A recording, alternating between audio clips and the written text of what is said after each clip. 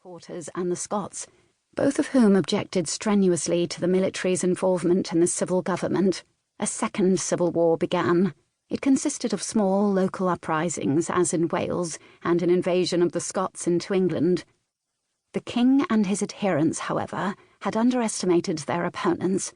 In Scotland, a separate confederation had to be worked out between Royalists, Presbyterians, and the Covenanters, those Scots who supported the National Covenant, which had been signed in 1643 with the English. By the time it had all been settled, it was July. The Welsh uprising had been brutally quelled. Had the Scots moved faster, they could have obtained a great victory, for their forces outnumbered the English 3-1. But disorganised and poorly provisioned, they gave the English time to regroup. A battle was finally fought at Preston in Lancashire on August 17, 1648. The well-trained English troops decimated both the Scots foot soldiers and their cavalry. In a driving rain, they doggedly chased after them until the Scots could run no farther. On that day, General Oliver Cromwell took 10,000 prisoners, and many were killed.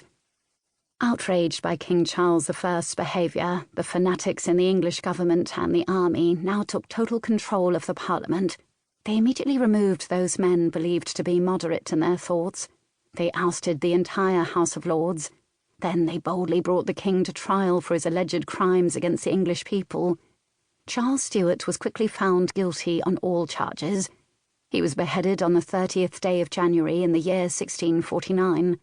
The heir to England's throne learned of his father's execution several days later, while at his sister's court in Holland, when his chaplain came forward to address him as Your Majesty. The second Charles Stuart promptly burst into tears and could not be consoled for several days. The new king was just 18 years of age. Charles II was, however, almost immediately pronounced King of Scotland by the Scots Parliament.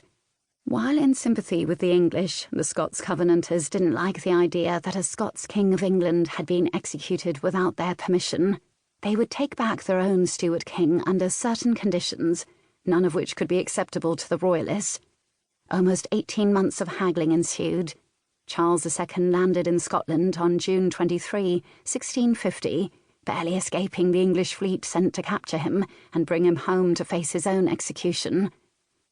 The delay in his arrival had been caused by his reluctance to sign the National Covenant, a thing his father would not do. The covenant called for, among other things, the imposition of the Presbyterian form of worship on all the king's subjects in England, Ireland, and Scotland.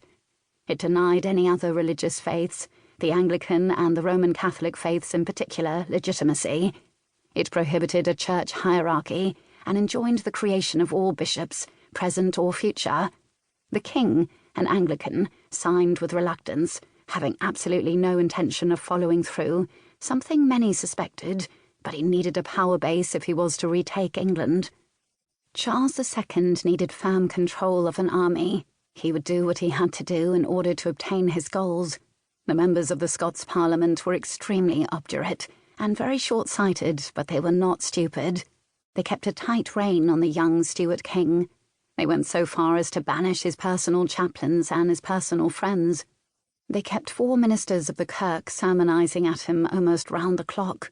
Only when Oliver Cromwell was foolish enough to attempt an invasion of Scotland that autumn in an effort to regain control over that land and custody of its king, only then did the Scots Parliament act to raise an army of defence.